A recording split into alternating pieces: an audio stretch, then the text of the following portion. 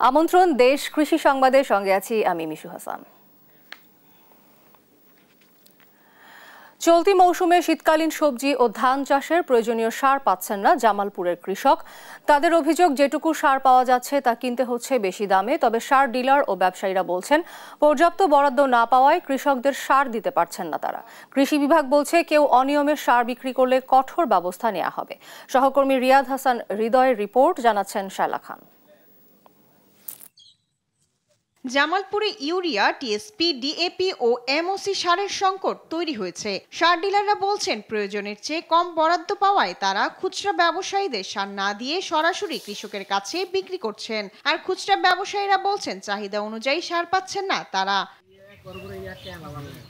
এই সুযোগে সব ধরনের সারের দাম বস্তা প্রতি 500 থেকে 700 টাকা বাড়ানো হয়েছে। সারের দামটা অনেক বেশি, 1700 টাকা 1600 টাকা হলো ইউরিয়া সার, ডিএপি সার 1700 1800 টাকা। এত টাকা হইলে তো আমরা কৃষক মানুষ ভাত খাইতে পারবো না। এই সারটা আরো যদি 15-20 দিন পরে পাই, তারপরে আমরা এই সার দামটা কি করবো? আমাদের ফসল নষ্ট হয়ে গেছে, আমরা কৃষক আর বাঁচতে আছি না। খুচরা বিক্রেতাদের অভিযোগ, ডিলারদের কাছ থেকে সার না পাওয়ায় অন্যদের কাছ থেকে বেশি দামে কিনতে হচ্ছে তাদের। কিছুদিন আপনি ডিওর মাল না আসার কারণে কিছুদিন বাজারটা আপনি একটু বাড়তে গেছে। ডিলাররা দায় চাপাচ্ছেন খুচরা ব্যবসায়ীদের উপর। নন ডিলার পর্যায়ে বিক্রি করতেছে তাদের হয়তো এরকম হইতে পারে, কিন্তু ডিলার পর্যায়ে এরকম কথা না, কারণ প্রত্যেকটা দোকানেই সারের মূল্য তালিকা দিয়ে সার বিক্রি করা হচ্ছে। এদিকে কৃষি বিভাগ বলছে, সারের পর্যাপ্ত মজুত রয়েছে। অনিয়মের অভিযোগ পেলে ব্যবস্থা নেওয়ার কথাও জানিয়েছেন এই কর্মকর্তা।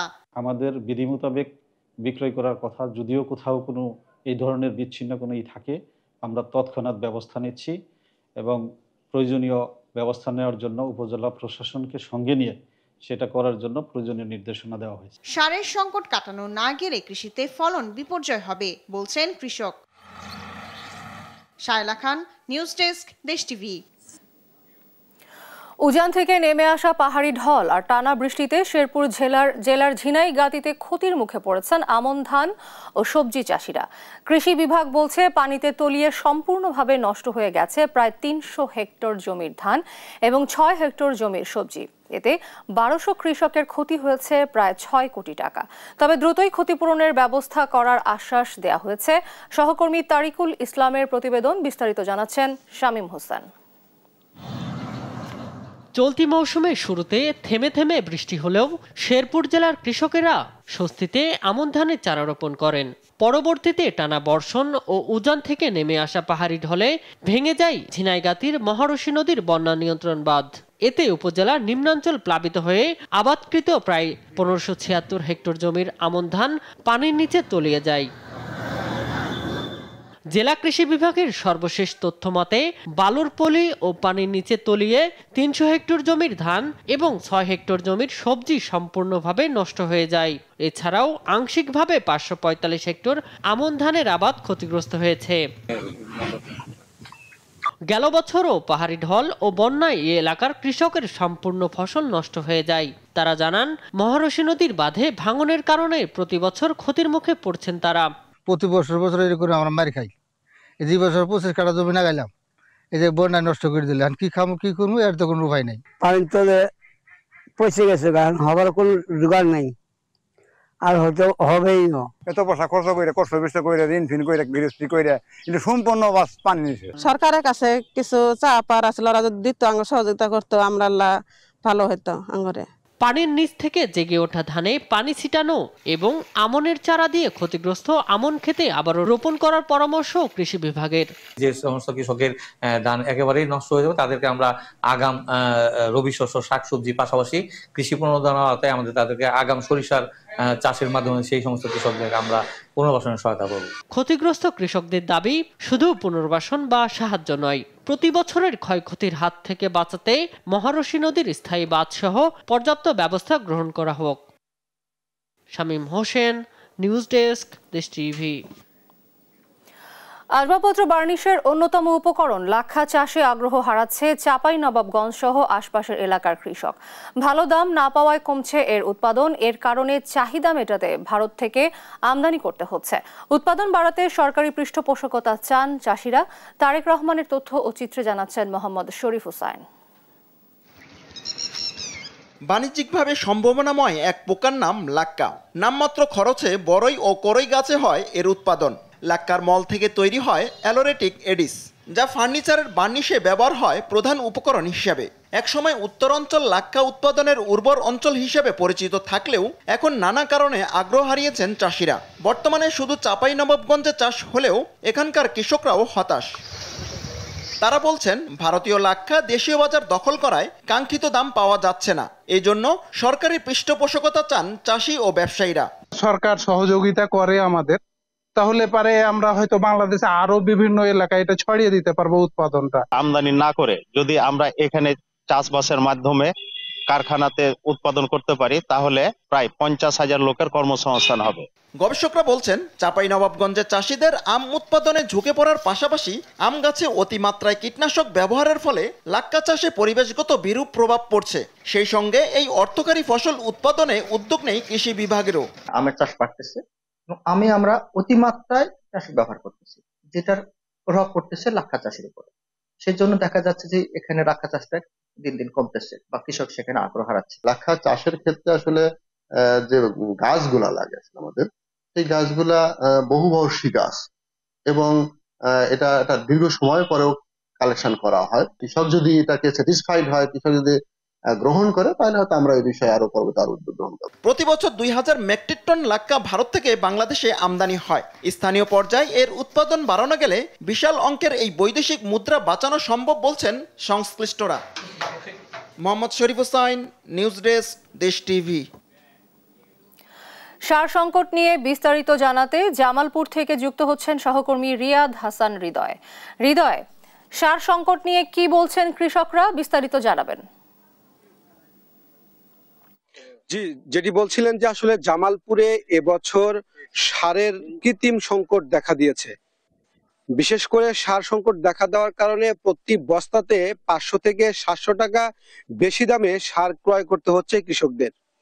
আমি যদি আপনাদের একটু বলি যে আসলে এতে করে যে কৃষকরা যেটি বলছে যে সার সংকট হওয়ার যে কারণ, সেটিকে দোষারোপ করছে যে অসাধু যে ব্যবসায়ীগুলো রয়েছে, তারা মূলত বিভিন্ন ভাবে এই সার সংকট দেখিয়ে এবং তাদের যেটি বোঝাচ্ছে যে আসলে সার সংকট, এবং তারা যেটি বলছে যে ডিলার পয়েন্টে সার পাওয়া না গেলেও বিভিন্ন খুচরা যে দোকানগুলো রয়েছে সেই দোকানগুলোতে সার পাওয়া যায়, আর যে কারণে সেই দোকানদাররা তাদের কাছ থেকে প্রতি বস্তাতে 500 থেকে 700 টাকা বেশি বিক্রি করছে। আমরা একটু কথা বলতে চাইবো একজন কৃষকের সাথে। এই যে সারের দাম বৃদ্ধি আসলে কেমন প্রভাব পড়ছে আপনাদের? অনেক, সার তো পাওয়াই যায় না। সার দোকানত গেলে পরে দাম অনেক বেশি। সার দোকান ছাড়া তো সার পাওয়া যায় না। ডিলারে সার এনে গেলে সার নাই নাই নাই, কোথায় কি করছে না করছে এগুলো তো আর আমরা জানি না, নাই এটি জানি। প্রত্যেক বস্তা বস্তি 700-800 টাকা বাতি দিয়ে সার কিনা না গেছে। সার কিনলাম, কিনে আবাদ করলাম, করার পরে যে মনে করেন শেষে আবাদ টাবাদ কাটি ধান বেচবো, তখন ফির ধানের দাম নেই। আসলে এই যে তারা যেটি বলছে যে মূলত কৃষকরা তারা পরিশ্রম করে এবং অধিক ব্যয় করে তারা যে ফলন ফলায়, সেই ফলনের যদি দাম না থাকে সেক্ষেত্রে তারা ক্ষতিগ্রস্ত হয়। আর জামালপুরের কৃষকরা চাচ্ছে যাতে কঠিন নজরদারির মাধ্যমে এই জামালপুর থেকে সারের যে সংকট রয়েছে সেটি সমাধান করে প্রশাসন, এমনটি দাবি করছেন কৃষকরা। এই ছিল জামালপুর থেকে সারের দাম বৃদ্ধি নিয়ে সর্বশেষ খবর। মুন্সিগঞ্জে আলু সংরক্ষণ করে ব্যাপক লোকসানের মুখে পড়েছেন কৃষক ও ব্যবসায়ীরা। এবছর আলু, বীজ, সার ও জমি ভাড়া প্রায় দ্বিগুণ থাকায় উৎপাদন খরচ বেড়েছে প্রান্তিক কৃষকের। এতে মাঠ পর্যায়ে কেজি প্রতি আলু উৎপাদন খরচ হয়েছে অন্তত 18 টাকা।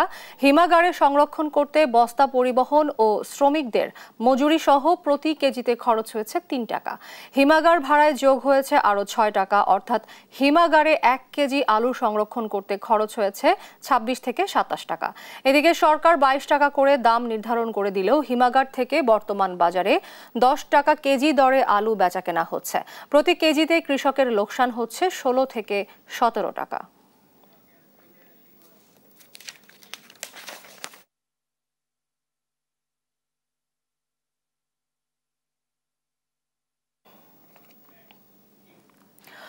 দর্শক, মুন্সিগঞ্জে আলুর দরপতন নিয়ে বিস্তারিত জানাতে আমাদের সঙ্গে যুক্ত হচ্ছেন সহকর্মী সুমিত সরকার। সুমন, এত কম দামে বিক্রির কি কারণ, কারা আছেন এর পেছনে, আমাদেরকে বিস্তারিত জানাবেন।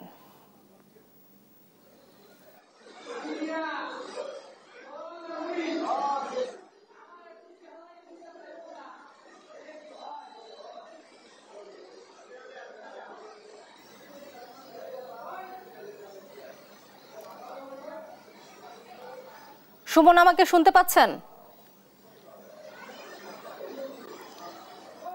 সুমন, এত কম দামে বিক্রির কারণ কি বলে আপনি মনে করছেন? কারা আছেন এর পেছনে, আমাদেরকে জানাবেন। ধন্যবাদ আপনাকে। আপনি যেমনটি বলছিলেন, সারা দেশের ন্যায় কিন্তু মুন্সিগঞ্জে আলু উৎপাদনের কিন্তু অন্যতম মুন্সিগঞ্জ জেলা।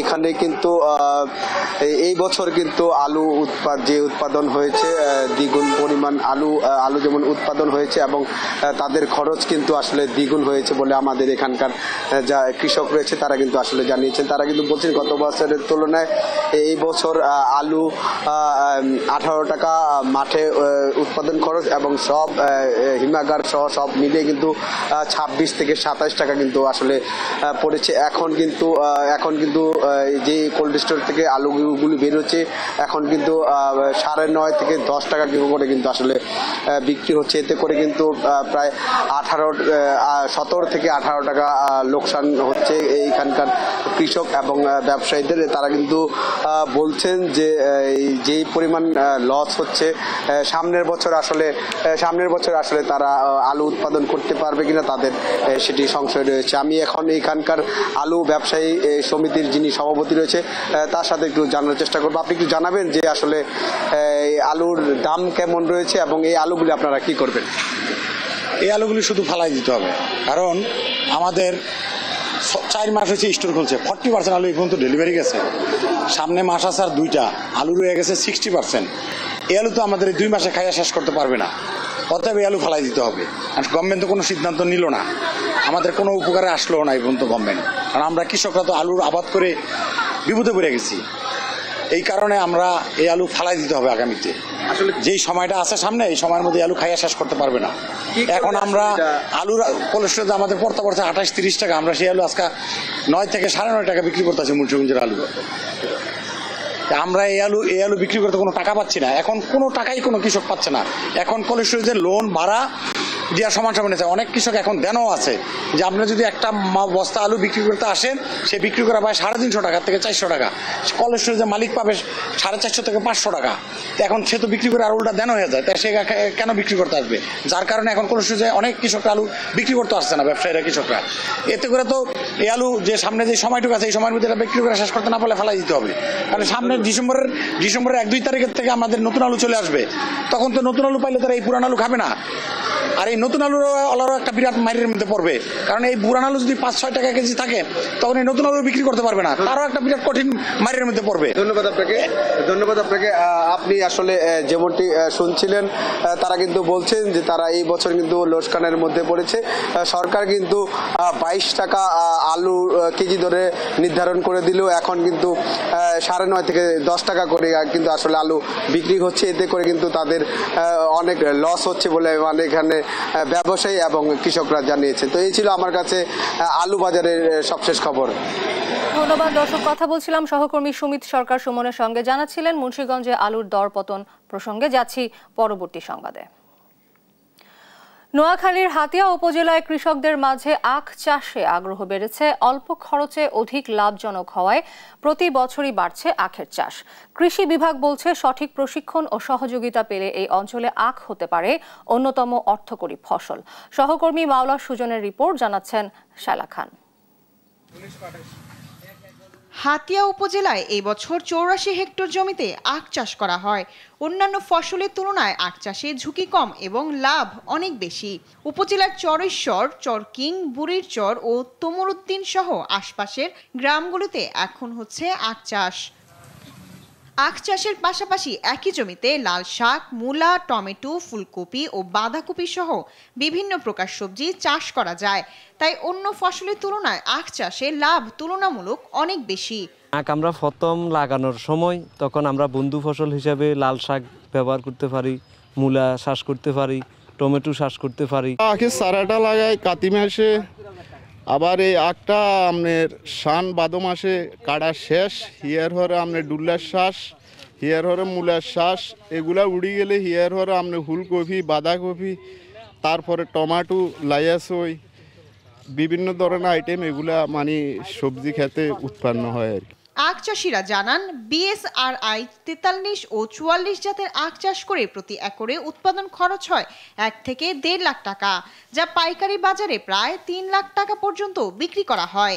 আখের চাষ করতে হলেও উঁচু জমি লাগে, বুঝছেন না, আর এসব জমিনে ধানের চাষ হইতো না, এই কারণে আমরা আখ করি, আখে লাভবান বেশি। 1 একর জমিতে আমাদের খরচ হয় 1 লক্ষ থেকে 1.5 লক্ষ টাকা, কিন্তু আখের আমাদের হাতিয়াতে ছাইয়ে থাকার কারণে আমরা আখ বেচে আমরা প্রায় 2 থেকে 2.5 লক্ষ টাকা। সার লাগে, ওষুধ লাগে, তবে হানি কম লাগে, এটাতে আমরা লাভবান বেশি।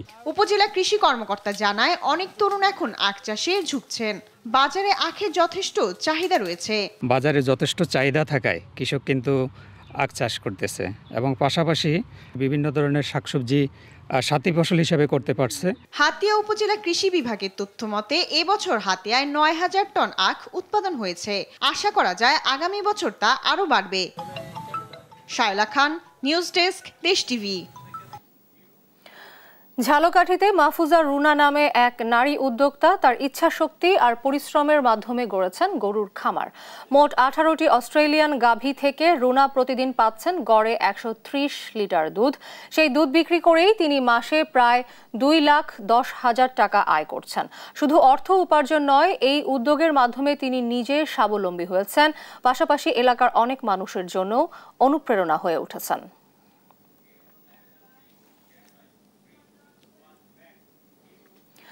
ঝালকাঠির গরুর খামার নিয়ে আরও জানাতে যুক্ত হচ্ছেন সহকর্মী নাইম হাসান ইমন। ইমন, উদ্যোক্তা মারুফাকে দেখে এলাকার অন্যান্য নারীরাও কি এ ধরনের উদ্যোগ নিয়েছেন? আমাদেরকে জানাবেন। জি ধন্যবাদ।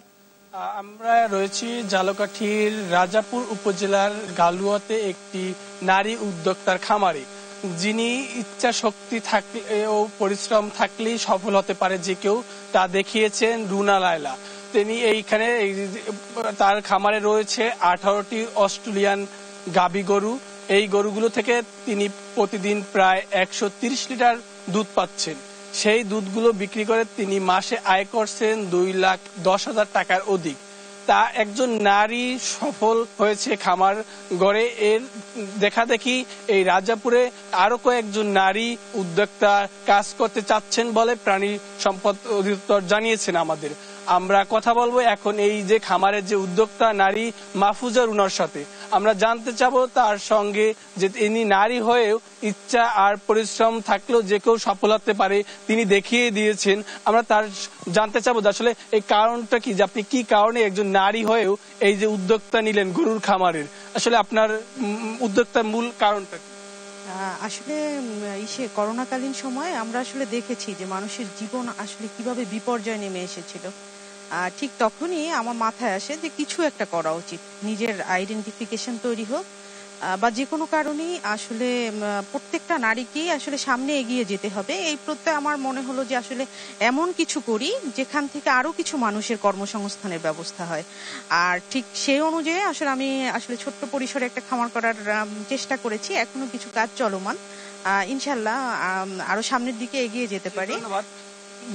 ধন্যবাদ। আমরা এতক্ষণ জানছিলাম একজন নারীর খামারের সর্বশেষ খবর। শুধু উপার্জন নয়, এই উদ্যোক্তার মাধ্যমে তিনি নিজে স্বাবলম্বী হয়েছেন, পাশাপাশি এলাকার অনেক মানুষের জন্য অনুপ্রেরণা হয়ে উঠেছেন।